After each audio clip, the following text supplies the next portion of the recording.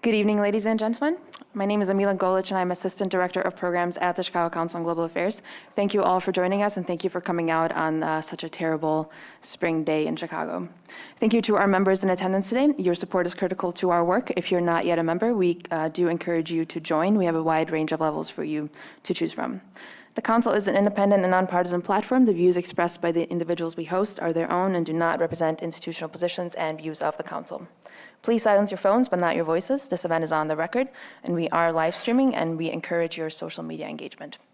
Later, we'll be taking audience questions from the people in the room, as well as from those watching online. If you're watching online, just type in chi.cnf.io in your browser and type in your questions. And before I turn it over to our esteemed panel tonight, a few very brief words of introduction for them. We have Anand Shah, who is Senior Vice President and Head of Strategic Initiatives at Ola, India's largest ride-hailing company, where he is responsible for developing its electric vehicle and autonomous driving programs. He's also a Senior Advisor at Albright Stonebridge Group, where he advises clients in South Asia. Varun Sivaram is the Philip D. Reed Fellow for Science and Technology at the Council on Foreign Relations. He's an expert on solar energy and technology, and his new book, Taming the Sun: Innovations to Harness Solar Energy and Power the Planet, is available from the bookseller for signing and sale tonight after the panel discussion. Karen Weigert is a Senior Fellow for Global Cities at the Chicago Council on Global Affairs. She was previously the City of Chicago's Chief Sustainability Officer, in which role she developed and implemented the city's sustainability strategy. Our moderator tonight is Stephen Anderson, who is the State Department Visiting Fellow this year at the Chicago Council. He is a career member of the Senior Foreign Service and has served in Madagascar, Iraq, Afghanistan, and Italy, among many other postings. Ladies and gentlemen, please join me in welcoming our panel. Thank you.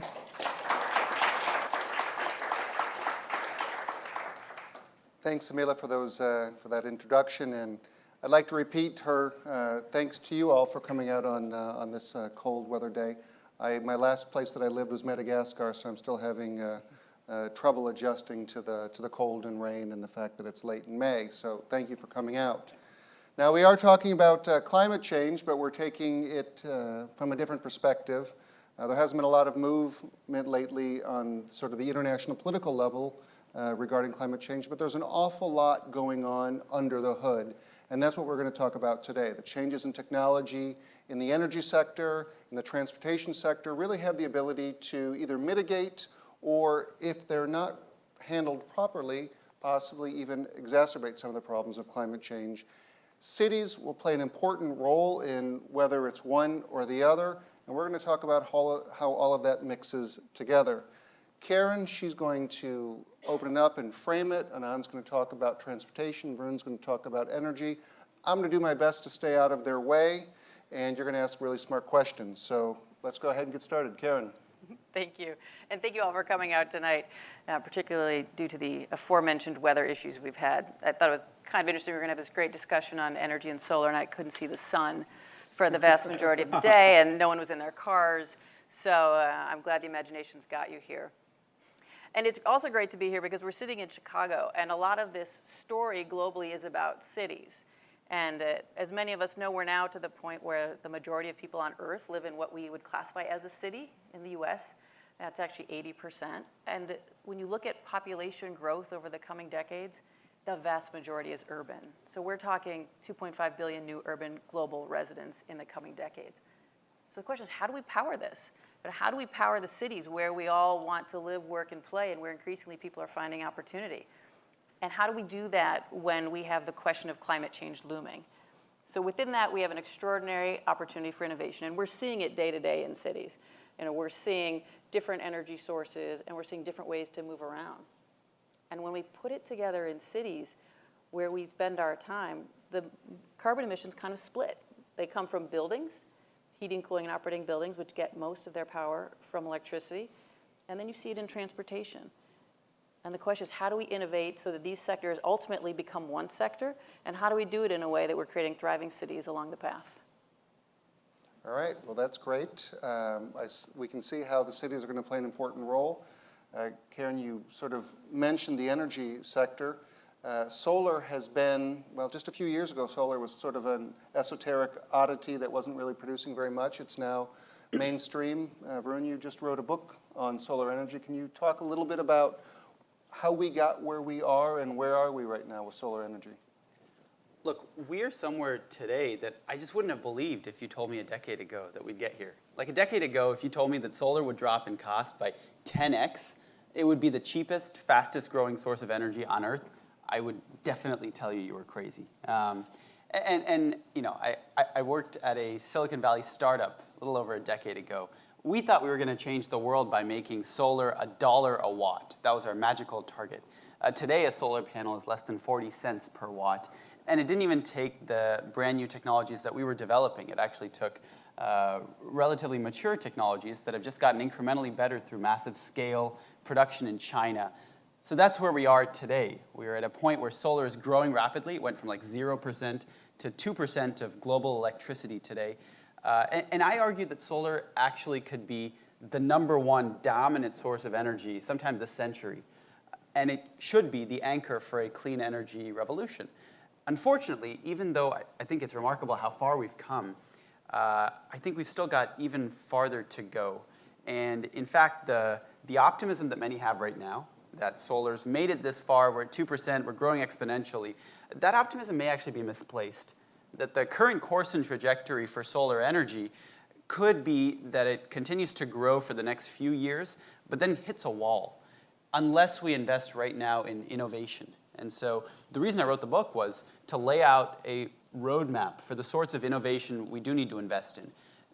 Financial innovation to source trillions of dollars of capital to keep solar growing, technology innovation to make solar cheaper and more versatile than it's ever been, and systemic innovation to make our energy systems extremely flexible so that they can harness all of the solar energy, which happens to be the most abundant source of energy on Earth, but is also the most inconvenient, as you can tell today, on a cloudy day when there is no sun available. So I think if we invest substantially in all these three forms of innovation, we've got a chance at continuing to increase the amount of solar energy that we use and make it that central component of a clean energy transition. But on current course and speed, the optimism that today's success is going to keep going, I think is misplaced. All right, that sounds a lot like the rainy weather. Anand, there's a lot going on in transportation. There's sharing, there's electrification, and there's autonomous vehicles. Can you talk a little bit about how all three of those are working together to revolutionize transportation? Sure. I think a lot of folks talk about this thing about autonomous and shared. Some people call it ACEs. It's in the news every day. I think you can't flip through a newspaper without reading about an autonomous car in Arizona or in California or in China or an accident that one has. There's some few interesting things that are beginning to happen. So one, 17-year-olds, 16 and 17-year-olds today are getting fewer driver's licenses than they ever have, right? So in the past 10 years, they've reduced about a quarter in terms of percentage, which is beginning to say that the idea of freedom is no longer about owning a car to get from one place to the other. They care more about an iPhone X than they do about the next Ford Mustang. This is a change. It's a change of consumer behavior that no one really believed would happen. It's being fed by companies like Uber and Lyft here in the US or Ola in India or others elsewhere in the world, where suddenly I can get from one place to the other no matter where I live by just paying for the ride. So, the first thing that you're beginning to see is consumer shift. You're seeing that there is availability of what is considered shared mobility, but it's a vehicle that many people in a given day are using rather than just me parking it somewhere and using it for 1 hour out of 24 hours a day. And the fourth piece of this, which is the most expensive piece of moving a vehicle in America, is getting it from one place to the other because someone has to drive it. And so what autonomy is doing is allowing that vehicle to move without someone driving it, which many people believe will reduce the cost per mile of moving in America by up to 70%, which means today you pay $1.20 a mile if you lease a car on average in America, and tomorrow that could be 35 to 40 cents a mile for you to get a ride to somewhere you want to go. That, all in all, represents $10 trillion of spend every year around the world. It is the biggest market after real estate and buildings. It's bigger than the internet, it's bigger than e-commerce, it's bigger than silicon chips. It is huge. It's something we need every day that we didn't think we could reinvent until today, because people talk about robots that drive and shared services and big startups that have lots and lots of money. So we're in this moment where imagination allows you to think differently about moving from one place to the other, and that has a lot of interplay with cities and traffic. It took me an hour and 10 minutes to get here from the airport. Can I interrupt you on that Sure. one? That actually kind of brings up an interesting point. So especially because it's rainy and yucky out, I might not want to walk to the L train and take the train to Lincoln Park. I'm going to look on my app and decide, is it cheaper with Uber? And if the price gets cheaper and cheaper, I can probably get down $4 now. It might get down to $3. It's competitive with the train station or with the L train. How is that not something that's going to contribute to more emissions? Well, it's a system at some level. So, the question is, when today, every car is owned by somebody else, and I don't know which cars are on the road, right?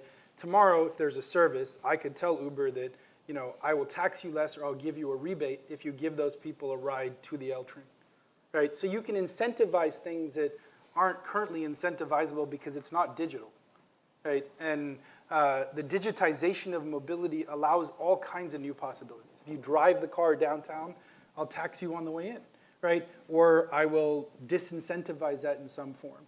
But we haven't thought about those things yet. And I think that it's inevitable that people want to move, and they want to move more as they get wealthier everywhere in the world. They want to go out to eat. They want to go out, do something entertainment-wise. How we choose to manage that, we're getting new tools to do that we haven't yet seen before, and I think we need to figure out how to use them. Fern, did you want to jump in on something there? Yeah, I mean, I'll say that the estimates for what these concurrent transportation revolutions will do to emissions widely diverge. Some say that we'll double our emissions by like 2030 or 2040. Some say that we'll halve our emissions, depending on whether electrification dominates or autonomy dominates without electrification. So I guess my question is, I think you're right, that if public sector entities, be they city governments or state and federal entities, apply certain economic incentives, say some sort of carbon pricing regime, that forces actors to use electric vehicles, for example, then sure, the effect of these transportation revolutions could be to reduce emissions. But I guess my question to you, Anand, is in the absence of coordinated government policy, which seems like a reasonable assumption, will private entities like Ola, Uber, et cetera, do you think they will act to reduce emissions, or do you think the natural state of affairs will be to increase emissions? I think that it's also an open question. There's an expansion of mobility that happens with a reduction in cost or an increased convenience. So if it's cheaper for me to go out to eat in terms of pain or friction, I will go out to eat, which meant me moving more. The flip side of that is that these fleets are huge, right? So like Uber might have 1 million cars on the road at any given time in America, and they're operating on one system. And fleets think differently from individual owners. When I buy a car, I think about what my friends own and what my parents will be proud of if I show them I bought this, and I care about the color, and I care about all these kinds of things. And fleets don't. If you look at bus systems or you look at airlines or universities' fleets, they look for what's the cheapest to operate, what is the easiest to maintain. They make rational decisions. And I think that if there was, in a moment where electrification or alternative energy isn't necessarily cheaper on a day-to-day basis, if there was an early adopter of these technologies, it's going to be fleet services. And so I think that like Ola, for example, has made a commitment about last month to put 1 million EVs on the road by 2021. And Electric vehicles? Electric vehicles on the road by 2021. And that commitment isn't about, oh, we feel good about the planet, as much as it is, this is a need for society, and it's something that makes financial sense for us. And I think that an extra incentive will only help us do that faster. And I think you'll see that happen. We used to say in my previous job that the autonomous vehicle saves the electric vehicle, because the electric vehicle market is struggling to get off the ground without major tax incentives. But AVs, electrification makes almost logical sense up front. Sorry, I've heard the exact opposite, that an autonomous vehicle has such a large power draw that today, at least, it doesn't make sense to use a battery electric vehicle. It may make sense in the future when we have better batteries, and we have better autonomous vehicle equipment. But right now, powering all the stuff on board the AV, from the LiDAR, et cetera, requires a power draw that actually makes it more sensible to not use an electric vehicle. A mainframe also took a lot of power 30 years ago Yeah. that my phone doesn't take. So, the argument is that innovation and technology will drive it down. But from a logical perspective, robots won't have range anxiety, because I can deploy a vehicle that only has 30 miles of range to a ride that only needs 30 miles, right? Whereas me as a car owner, the day I need to go 31 miles, I don't want an electric vehicle. So, the ability to manage that system in an AV when you can tell the robot what to do allows it to happen. And I think the technological piece, Moore's Law will continue for decades on energy use on a number of pieces. My refrigerator is more efficient today than a smartphone was in 1998. Sharon, so. can we get you in the conversation? Yeah, over here? it'll be really interesting to see, as you are saying, like these trends can diverge, and we've got to see which way these inflection points are taking us. And if you look at major cities around the U.S. that have transit systems, we're seeing declines in ridership. Now, these are not the trends we were seeing a few years ago, and the strong speculation from sampling and other things is that it's rideshare. So originally, rideshare was positioned as it would take you to the train, and now it's taking you instead of the train. And in Chicago, at least, if you look at the CTA system, every ride is electric. I mean, that is the biggest provider of electric rides in Chicago, and will be for a very long time. And so from a policy standpoint, there are these really fascinating questions. What will cities be able to do, and what will they do so that the bigger picture works? And this question of, is the drivetrain, is it electric or not, when you're talking about the long game of autonomous vehicles? Streets filled with autonomous vehicles that are electric but can't move, people won't use them. So we actually have to have a system that creates the ride experience. And right now we're seeing some of those inflection points where it's drawing a little away from trains and existing systems, which are the biggest fleets that we've got in an American city, which gives you a different vantage point if you don't have that infrastructure. But in looking at a city like Chicago, this innovation platform is happening real time, and we're seeing it day to day, which is why we've got to get ahead of the questions of what vehicles actually are on the road and how do we know where they'll be. Anand, do you want to respond to that? Well, I think it's absolutely correct. I mean, I would say not to judge it by what's happening today. I think what's happened today is that you have this new form of innovation because of models like ride sharing that have been allowed to sort of run freely. I think policymakers have a very, very large role to play in how this gets deployed, right? And how it evolves over the next number of years. So, there are many advantages to autonomy. And I'll give you a simple example just from a road capacity piece, right? If you're at a green light today, the amount of cars that can get through a green signal light is based on the reaction time of the person that's next. So I might be able to get 10 cars through a 60-second light, but when the robots are driving, they might be able to drive 2 inches from each other, and as soon as the front one goes, I might be able to get 100 cars through the same light that takes only 10 today, right? The cars can drive closer together. They can do a lot of things, and those are opportunities.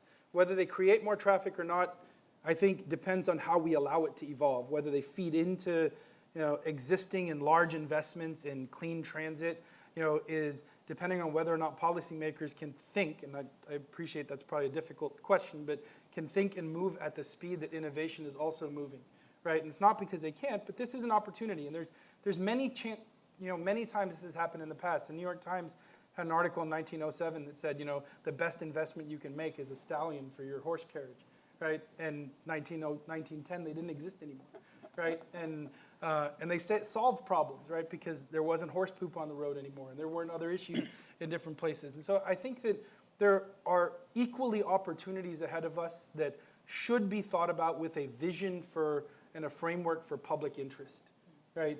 And I don't think in transportation we've framed that yet. We're fascinated by what's happening, but no one's talking about how to make sure it's good for everybody. And when you think about those scale questions, some of the questions that do get really interesting are when you have this fleet of battery-powered vehicles and you have a grid that has to support a city, how do you plug those in at the right time? How do you start to have transportation provide services to the electric grid? And if you're powering all that through solar, you have a very, very different system. But there's a variety of things that have to go right in those scenarios to actually make that possible. Because if you look at cities today, the majority of energy-related carbon emissions are from heating, cooling, and operating and running our cities. So if you take that long game and we've got solar linked to electric vehicles, you have a very different story than the one we have today, where you have solar occasionally, but it's really not powering much at scale yet because we haven't figured out how to put these things together. Totally. I mean, if I can zoom out for a second, Anand's talking about the transportation sector. I tend to talk about the electricity sector. You're talking about cities, which is kind of a cross-functional lens across these sectors. But I think there's one coherent theme running across all of this, which is you leave this stuff to chance, or you just let the private sector do its thing, and the outcomes you get may or may not be aligned with your societal interest. So the societal interest I study most closely is decarbonization. I care about reducing the world's greenhouse gas emissions as cost-effectively and rapidly as possible. In the solar space, if we just leave the world and the free market to go and deploy solar as it will, we probably won't do it in the way that ensures that we achieve the most rapid decarbonization at the most cost-effective way possible. What we need to be doing is proactively making our systems flexible. That's where Karen's point comes in.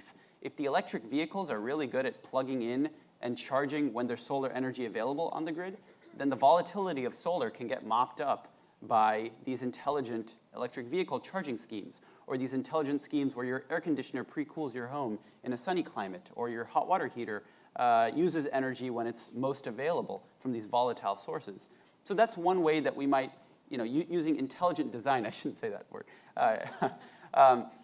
using intelligent design principles, we'd design our system to be very flexible, use our volatile solar energy in such a way that we achieve the societal goal. Similarly, in your field, I don't want to presume to speak about what the optimal way to do it in transportation is, but clearly we want a transportation system that reduces emissions really quickly, but in a cost-effective and convenient way for riders. And so the way you probably want to do it is make sure that you're not cannibalizing mass transit, you're complementing it.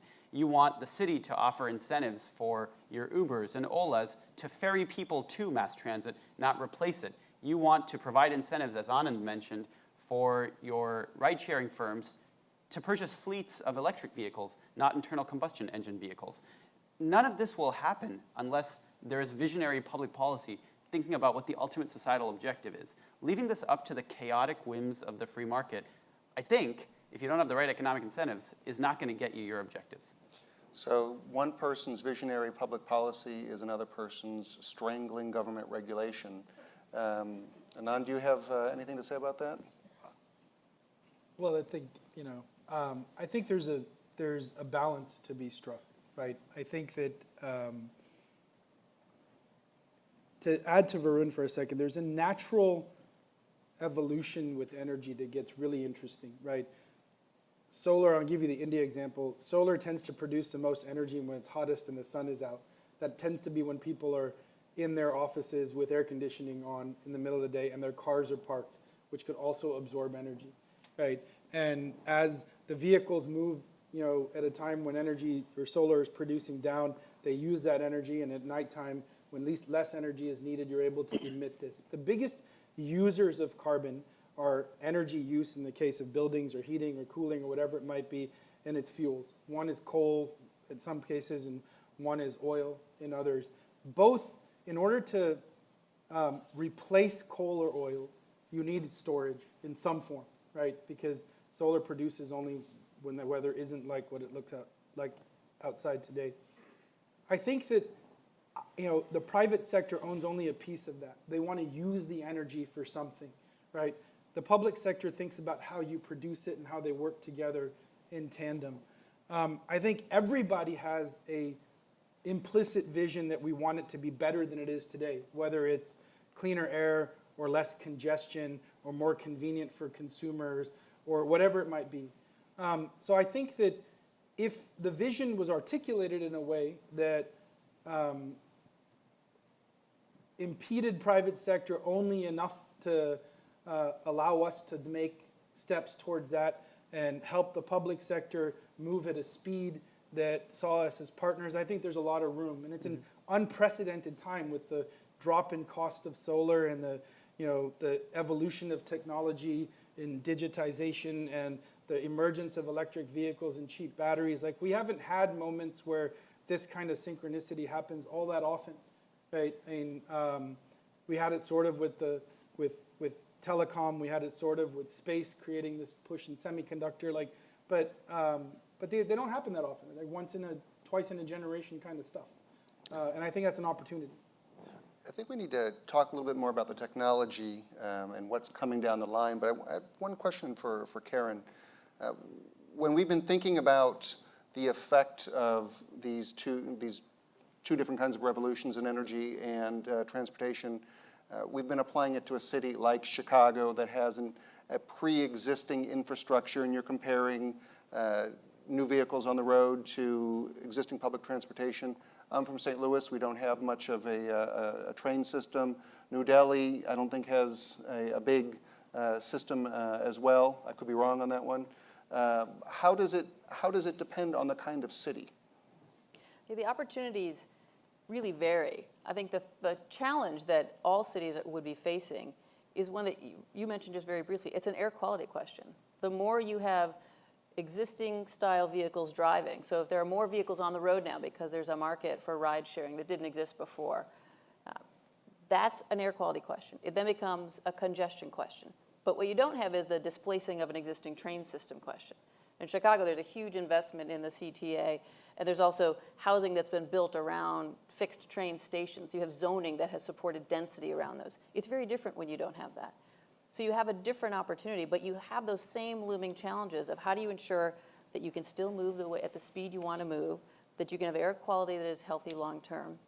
And then what all cities will be challenged with as we think more about this potential transition, not just into shared and not just into electric, but into autonomous, is you'll have a jobs question. There's a fundamental issue there of who will employ the people who used to be driving our vehicles. But I do think if you don't have existing infrastructure, you have a different way to participate in the story. You have a different set of risks and a different set of opportunities. And at the end of the day, an autonomous shared electric vehicle probably can work well in all of those settings. Do you have any comments on that? I mean, I would argue the cost of building infrastructure like new trains is increasingly expensive, right? I don't know what it is. In India, it's $100 million a kilometer, roughly. In America, I imagine it's 10 times that, probably. That's not cheap. It's public spend. It's taxpayer money being spent on something. I think that we should see this as an opportunity, if we think about it right, to complement each other and build better systems that get people from one place to another in complement, right? The benefit of consumers changing and saying, I'm willing to sit in the back of a car that may be dirty, it may not be when it shows up, is actually a great thing. That is the same experience as sitting in a train, potentially. That was a reason people used to leave trains, is for the convenience of my own vehicle, listening to my own radio, whatever it might be. So these are opportunities for us to bring systems together in concert. And for cities like St. Louis or most Indian cities, so Delhi does have a nice metro system. Most Indian cities, they may not have to spend $1 billion a mile to be able to build a train system if you think about how to use technology better. And they may be formats different from what we see today. There's a company in New York called Via that's Israeli. I don't know where they're doing now, but they started with these little minibuses that were 15-seaters that ran fixed routes, between 30th Street and 130th Street for like $3, and they took you places that the train didn't take you. There can be complements to public transit. They could be extensions of public transit that allow you to solve the problem that stops me from walking the 15 minutes to the L, and instead I take a car. Take me to the L. right? This question of innovation, and fundamentally this question of what's the system? Like, how do we all get these broad, long-term benefits that we're looking for? It was really interesting to look at the 2016 election. People always talk about the presidential election in 2016. But lost underneath that was that residents of multiple cities voted to tax themselves to pay for increases in transit. Los Angeles was one. And you saw this in multiple places across the country. At the same time, people are increasingly using rideshare. So you have, I think, that a need for and a desire for that meshed together system coming through in very different ways, from the way people are voting to the way they're spending their time. And then you start to see these innovations popping up. We see them at scale with an Uber or an Ola in India. And then you have little ones in Chicago. There's now a pilot where there's a small electric vehicle that is taking residents to a train station.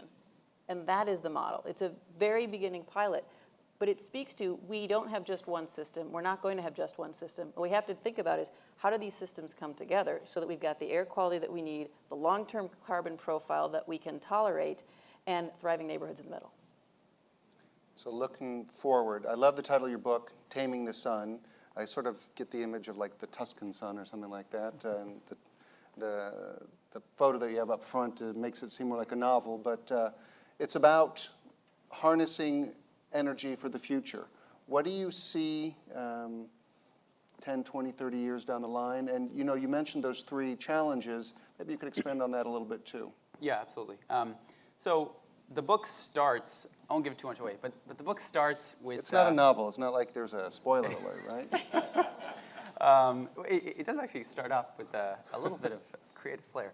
The book starts by painting a picture of what the future could look like in one of two scenarios.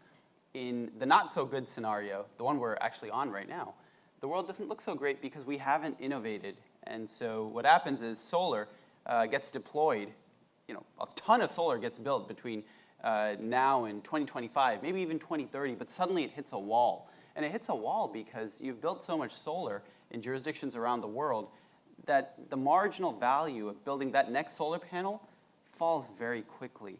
It doesn't make sense. You have a lot of solar providing you power at lunchtime, and then the needs of that city, for example, are really for power at dinner time. The next solar panel is not going to provide you that power, and your system is not flexible enough to enable you to shift the power that's generated in the middle of the day to later on in the day.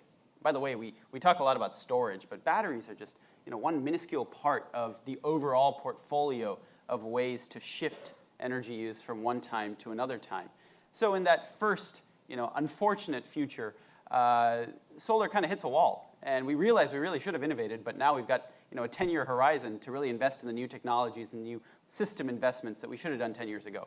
The second future, though, is a creative rendering of a future where a lot of stuff is unrecognizable. We don't have solar panels anymore. We have these cool solar coatings. They're everywhere. They're on like skyscrapers. They're colorful. This isn't science fiction, by the way. I used to work on some of these technologies, and they exist at a very, very small scale, like as big as your fingernail, in laboratories. And I think, you know, the science exists to scale them up. And these technologies could make solar cheaper and ubiquitous than ever before. In addition, our systems are super flexible. They're flexible at the micro scale. You know, we're using our electric vehicles or our water heaters and air conditioners very flexibly. And in addition, they're flexible at the macro scale. You know, we've connected cities together using long-distance transmission lines, which make it possible to connect a city that has a scarcity of energy resources with one with a surfeit or a surplus. All of these, you know, far-sighted investments were made a decade prior, and at the point where solar would have hit that wall, it keeps growing thanks to the culmination of technological investment and systemic innovation coming to fruition. So that's what I see coming down the line in 10 or 20 years. Now, I'm going to pick on someone in the audience. Ben Gaddy, sitting there in like the third row, and I have worked on a study of clean energy technology startups to say, hey, which of these technologies are going to make it? And we found, you know, Ben led most of this work, so he should talk about it at some point. We found that the really new materials and chemistries and manufacturing processes, they're really hard to get out of the lab. They take a lot of investment, a lot of time. It is very difficult to commercialize these technologies, especially with our existing model of venture capital investment that we've used with great aplomb in the software industry. It doesn't work as well in these new materials like solar materials. And so it's going to be a heavy lift to get from today to that future I paint. What might be an easier lift, though, is some of the technologies that, for example, Anand's been bringing up. Digital technologies. Technologies like autonomy in vehicles. Technologies that enable the smart grid in the electricity sector. These technologies actually are being commercialized at a much more rapid rate right now. They're raising private capital funding. They may not need as heavy of a government hand in order for these innovations to make it to market.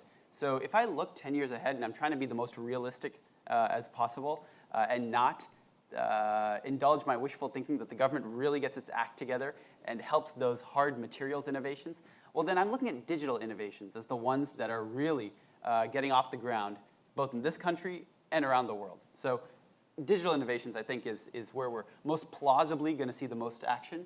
And I hope that if enough people think about the challenges in solar innovation, for example, or read my book, then we might actually see movement on getting these brand new technologies like coatings for skyscrapers out of the laboratory.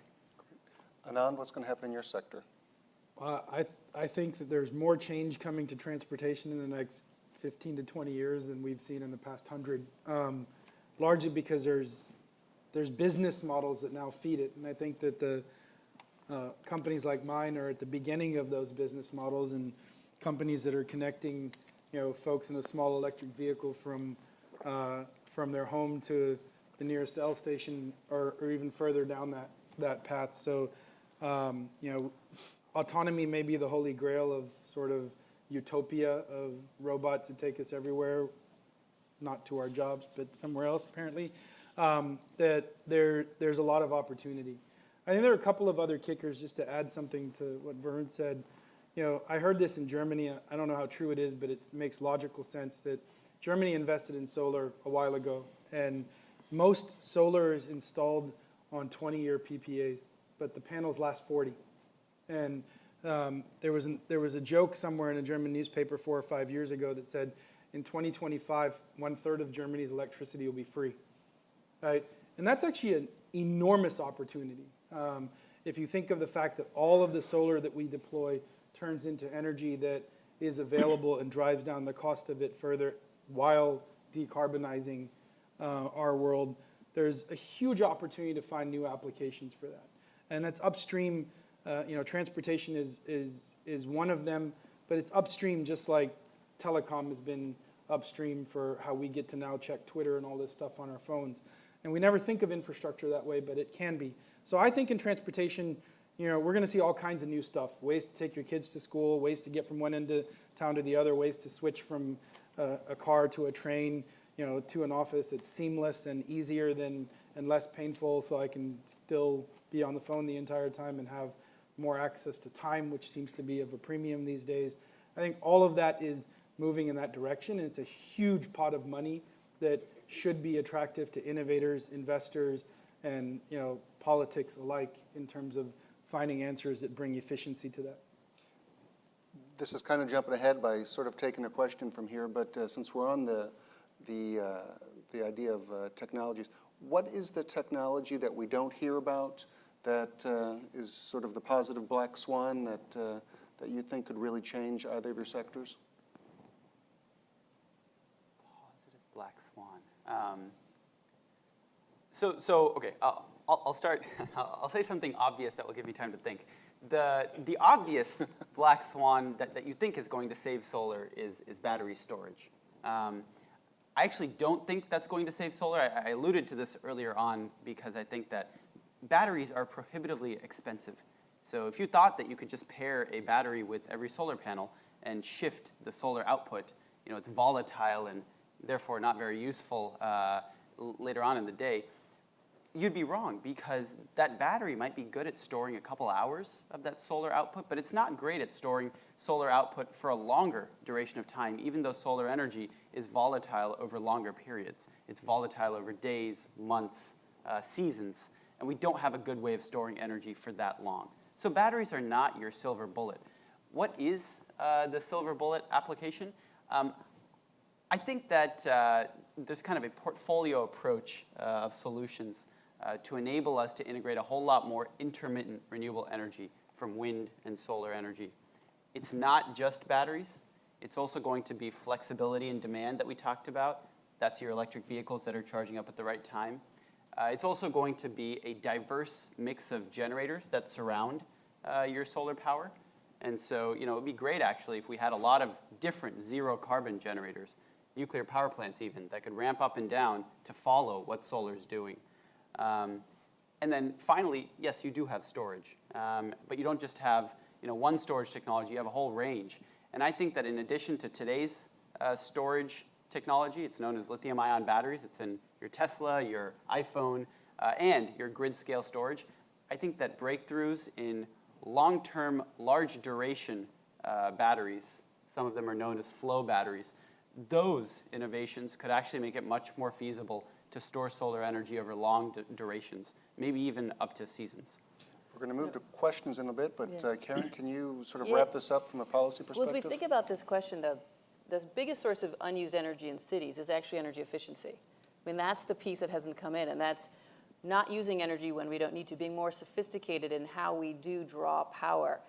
And what's particularly helpful about that is our grid is built for the hottest day in the hottest hour of the year. In other words, it's hugely oversized for our general needs. So if we can think about efficiency broadly, so using less, all of these lights use less than their ancestors did. The transition to LED and lighting, as an example, is one that has had extraordinary efficiency gains. But then you throw in thinking about buildings, not just as a place for us, but buildings as batteries. They can draw less when the grid is at peak. You can run your elevators slightly differently. You can start to think of this as an integrated system. Then your whole system needs to be smaller. Then you can actually draw power at different times of the day. So it's a fundamental question of using the same amount of energy to run something, but shifting when it happens, which means the grid needs less overall. I'm going to go ahead and ask a question from here. What type, from our virtual audience, what types of regulations could be passed to help these cross-functional sectors, transportation, city, electrification? What's the one regulation you want to see happen? So one of the things that we studied in a new project coming out of the Council on Foreign Relations is, look, digitalization is happening. We know that it's affecting energy, it's affecting transportation, it's affecting electricity, but we don't know what effect it's going to have on emissions. In fact, it could increase emissions, for example, if it makes it really easy to extract fossil fuels. So if we don't know the effect of digitalization, but we have a sense that it could help us reduce emissions, how do you make sure it reduces emissions?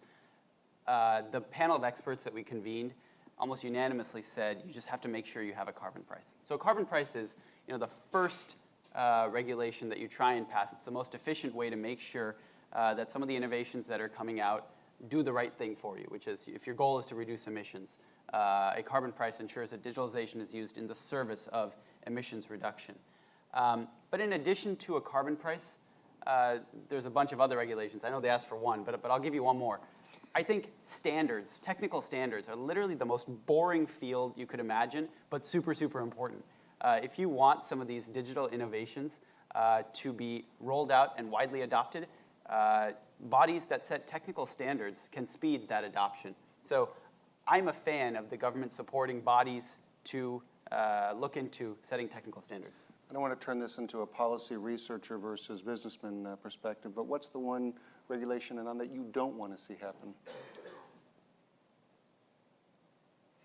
It's a tough question. I was prepared for one that I do want to see happen. Okay, go ahead and give us one. And Well, I'll tell you one, for example, that I think would be interesting to see happen. It'd be interesting if there was an easy way to pass a ride onto public transit, right? To make it seamless to the passenger.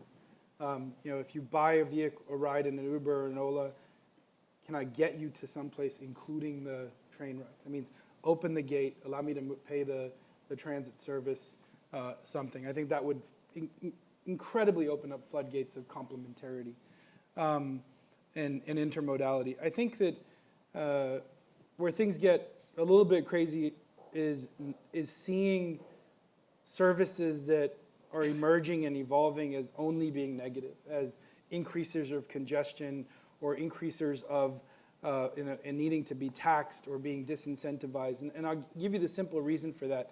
The real target here, right, in my view in transportation, is the utilization rate of a personal car, right? In America, we use a car 3.8% of the time.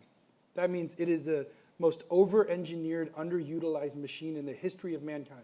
If I had a $50,000 sewing machine, it'd be running 24 hours a day. If I buy a $50,000 car and I watch it depreciate, right?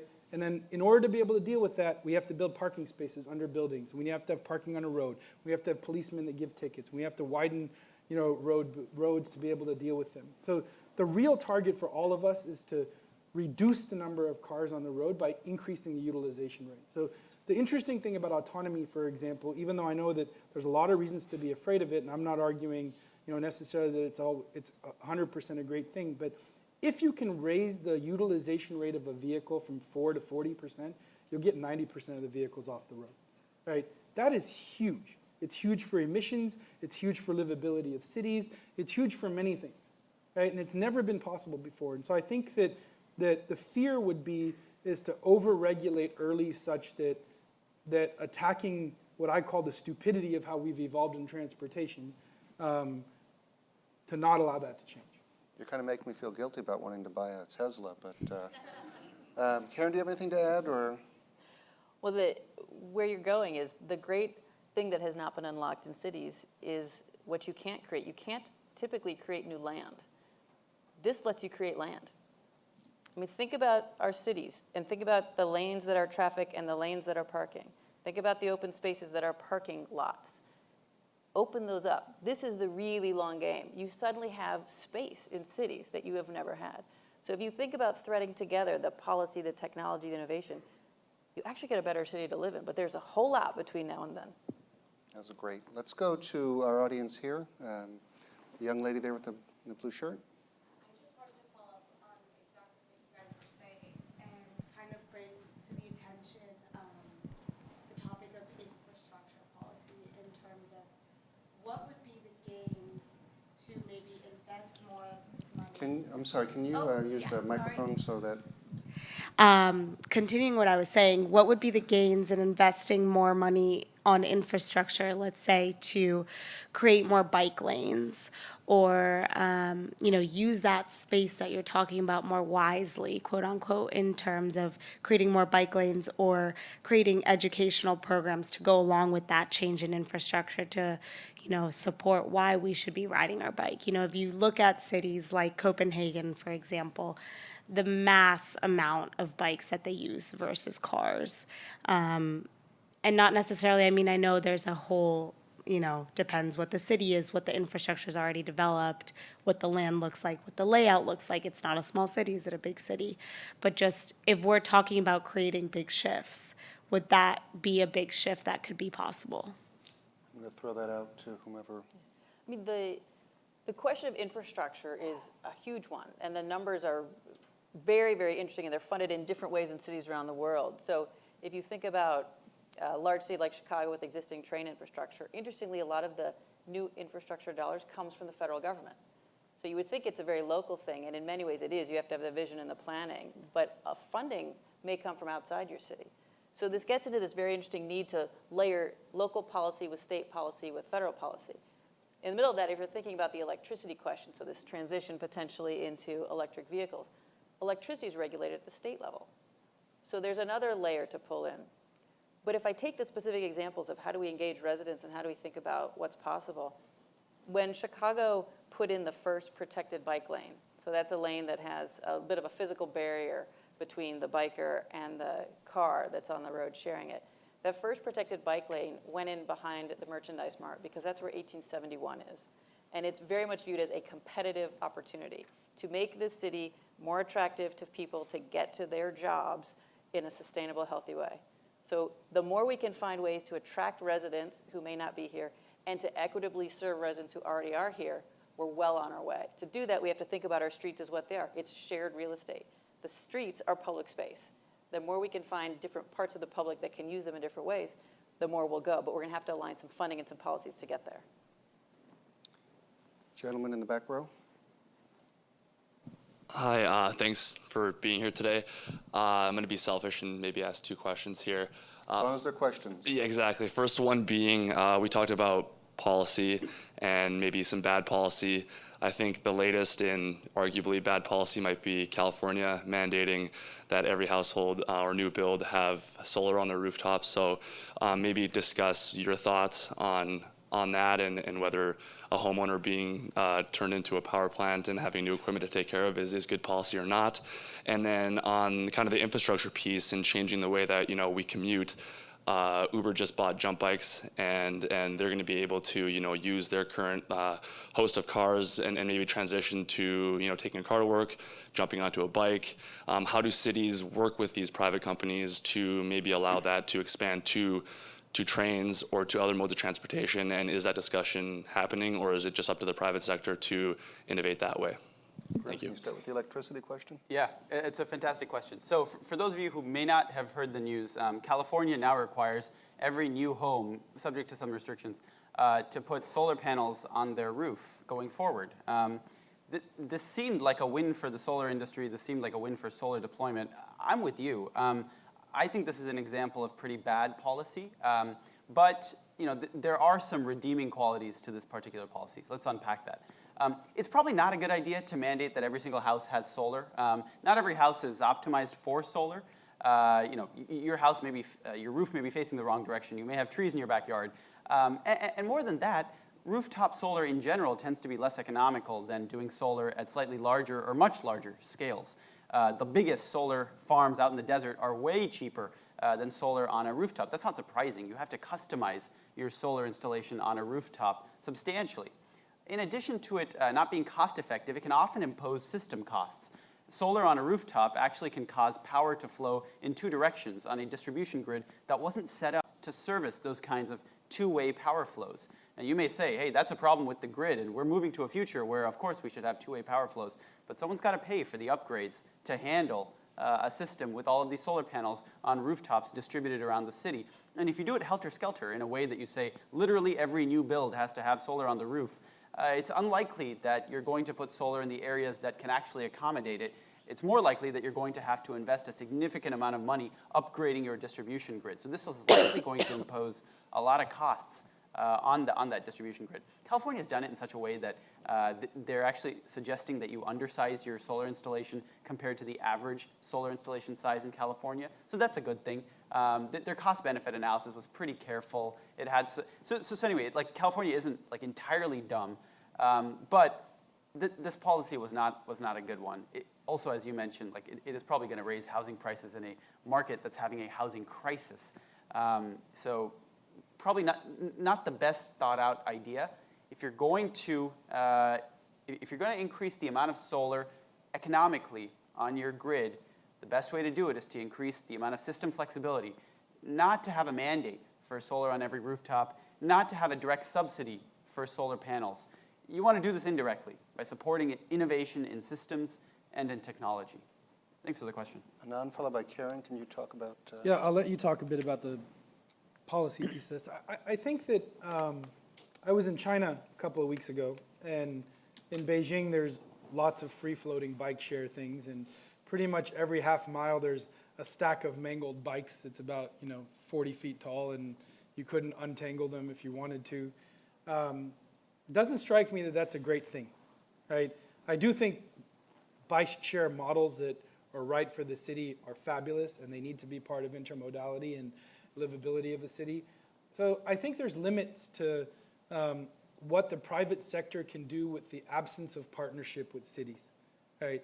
And I think there's a lot of innovation coming from companies like mine and Ubers and Lyfts and all of these folks. And Lyft was rumored today to invest in a scooter company, and Uber bought Jump, and there's a lot of stuff that's going on. They're going to do everything they can to provide what their customers want, which is easier and cheaper ways to get from one place to the other. At some level, that's also true of citizens of cities. And I think the opportunity, if there was a non-technological policy opportunities to help figure out how to get private companies to be partners with cities in helping deliver better outcomes in general. And I don't think yet that framework has been created. I'd love to see a city in America lean into this very heavily and be like, look, we're going to lead this transportation revolution and give guidelines to how the private sector can innovate, but it's not there yet, and I have faith that it'll get there soon. Yeah, the question of how you merge these systems is one that every city has to think about, but it also relates to all these other layers and industries that are out there. If you take, most large cities now have launched a bike share program. They've got a train system if it's reasonably large. They'll certainly have a bus system if it's a medium-sized city. Now, the mode that is the one that most people could participate in if it had the right infrastructure is, walking or pushing a stroller or a wheelchair down the sidewalk. The way those work is zoning. So the interesting thing behind the scenes here is how do you have zoning so that you have the neighborhoods and the parts of cities that people actually want in proximity to one another? So how is it that you can actually be able to get to your job, to your school, to your park, to your library? If they're close together, you can do that on foot. It's when they're farther and farther apart that this gets more and more challenging. So in many ways, the missing piece here is actually how we lay out our cities, how we think about zoning, and how we think about changing zoning. So some of the zoning changes that have happened here recently have been allowing buildings to go in near train stations that don't have parking because you assume people can use the train. That's an example then of how you're going to build for the next multiple decades a lifestyle for folks that is, in theory, lower cost in terms of not having to own a car, but it's lower carbon because it's anchored right there in a train station location, which then creates a walkable commercial area. So the long game for cities is really to design the city so that you can eliminate as much of the vehicle need as possible, and then to think about these partnerships so that you can cover the miles or the blocks that you need to cover in a low carbon friendly way. That'll take a lot of partnership, but it's also the kind of thing that innovation will front load, and that's where we are. There's a ton of innovation out there, so now we get to play catch up. Any questions on this side? Gentleman there. Oh, sorry. Yes, Person thank you. behind you, but you'll be next. We can all be in favor of a lower carbon environment, but I'm interested in how we account for that. For example, Tesla. Do we count for the huge battery disposal issues that they face enormously with them? Do we count for the 800 pounds of extra metal that's in every car, only simply to surround the battery, to protect it? Are we properly accounting for these issues in terms of discovering, rather than just taking away just the solar panel themselves, the steel and glass that's used to make the panel that comes in from China? So are we really looking at the net balances of true net balance of global emissions, or are we not considering many of the offsets that are actually occurring and looking at the equation as far as the better good? Let's go ahead and collect the second question as well. Yes, thank you. Did anyone take into account the fact that now services come to the customer or to the client instead of us going to the services? And are there any studies that calculated, for example, healthcare or banking, where we used to go to a bank more often, now that we have more services online? So is there any studies that quantified this decrease in carbon effect? Thanks. I'll tell you what, when I come home every night, there are so many boxes from Amazon piled up in my foyer that we can't get through the building. But both those questions were similar. They're talking about the externalities of these different kinds of technologies. Karen, do you have a thought on it generally? These accounting questions are critical, and you see it actually in the way accounting is typically done for carbon for cities, where you've got tiers essentially that get tracked, and those far out tiers typically aren't tracked. They're tracked somewhere else. So those count for someone else's emissions, they don't count for a city's. What we increasingly have to look at is accounting for carbon from a full consumption standpoint. That's not the way it's typically done in any space. That's a much tougher thing to track, but that really gets to the story of what carbon am I driving in terms of my life here as a resident of the city of Chicago, or what carbon is being driven by someone's experience day-to-day living in another city. That's not the typical way that carbon is tracked today and accounted for. So that is a value-added tax for carbon, so to speak? Well, in a sense, but it's who is responsible for the carbon when a dishwasher is created in Michigan, but then it's brought to Chicago. Well, when it's used and the electricity is on it and the water is on it in Chicago, that electricity counts. But the actual manufacturer of the dishwasher gets attributed to someone else. But would they have made it if the city didn't need it or the resident didn't need it? No. These are these middle grounds where this is a core accounting issue that we have to get to. It's almost as glamorous and exciting as the official technical standards work. But this is where the rubber meets the road. We need nerds of the world to unite and actually dive in here so that you can have dollars flow in an intellectual standpoint, the way the actual electrons are flowing. It's not there yet. Gentlemen? I mean, I would echo that fully. I don't think enough companies think about it that way, partially because consumers also don't seem to care about it as much as they should. I think there are issues, for example, in electrification beyond materials costs, but cobalt out of Africa is a challenge right now. And there's human costs to that as well, and it's not something everybody is thinking about. On the second question, I think there has been some work specifically. Amazon's a very good example around the rise of e-commerce and instead of people going to the store. But there's a fundamental disruption there. Is it necessarily better that everything happens in a distributed network, or is it better for people to go to one place? I don't think that the depth of work that you might be asking for has been done because I don't think the depth of imagination has been thought through either in terms of what types of services would be best coming to people, or what will emerge. I mean, there will be all kinds of new things that come out when I can deliver it. Like food delivery is a good example these days, right? I mean, the amount of people that probably have stopped cooking at home because it's easy to hit a button and get it to my house has questionable effects. I think there's many, many things like this that also need a lot of work, so it's a good question. I'll finally say, I think that's a fantastic point you bring up. First, I'll say for a solar panel, even if you take into account the life cycle emissions of making that solar panel, it pays back those emissions very quickly because it's producing clean energy. So within the first year, it actually goes life cycle neutral. And for the next 20, 30, 40 years of its lifetime, that solar panel is actually saving you emissions, even when you take into account that life cycle. More broadly, though, I think you bring up a great point, which is when we come up with carbon pricing policies, we've got to worry about a phenomenon known as leakage. If you tax carbon in one country, you may just end up shifting production to another country, and the emissions may then happen over there, and you haven't reduced global emissions, you've reduced local emissions, which doesn't help you if global warming is your goal to solve. And so down the road, the economist's paradise, I think, is this world where we have a carbon price that actually binds all over the world, a single price. You can accomplish this in many ways. For example, if you're a country and you want to enact a carbon price, you can't just enact a carbon price in your country. You then have to enact some kind of trade barrier or some kind of way of saying, if a good comes to me, I must account for the carbon and tax it, no matter where it was produced. That's going to create all kinds of fascinating interactions between climate policy and the international trade regime. It's where we've got to go if we're actually going to develop a global regime to correctly price carbon and price this externality. So I'm really glad you brought that up. I think we have time for one more quick question, and I'll take it from the gentleman back there in the white shirt. Hi, so, quick question for you.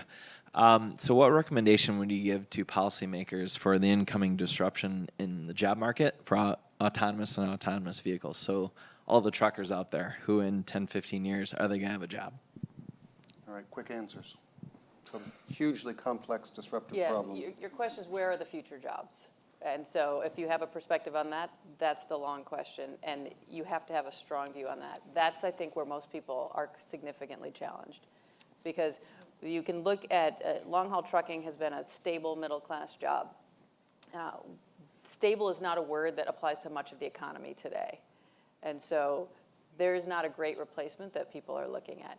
Now, you'll also have dislocation in location. So the classic example people like to talk about is how many jobs are there in the coal industry versus how many jobs are there in the solar industry. Well, there are a lot more jobs in the solar industry in the US today, but they're not in the same places as the old coal jobs were.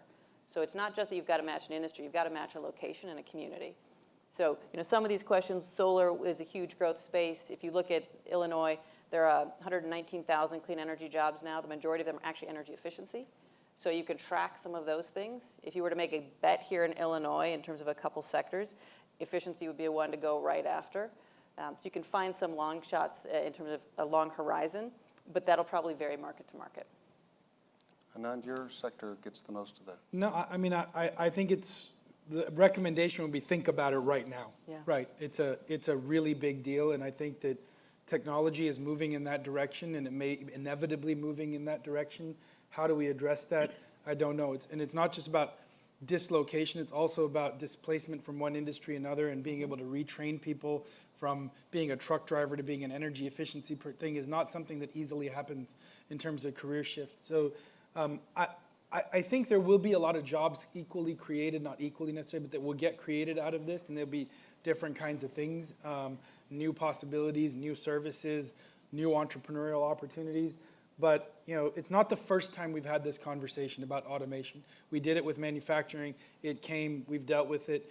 At some level, I think we have the ability to wrap our head around what this could be and potentially allow it to evolve in a way that doesn't completely disrupt our way of life and incomes and Social Security and all these sorts of things. But we need to think about it now. I think I'm going to add one opinion to this conversation, and that I think that this is the most fundamental problem from a national security perspective, is understanding what kind of disruptions you're going to see within the United States and then, of course, globally, and how that will play out politically, both in terms of support for an international sort of world order or for conflict caused by the people who don't benefit from these advances in technologies. With that, I think we need to finish our conversation. It's been exciting. Thank you very much. Thank you very much for joining us. Thank you. Thank you.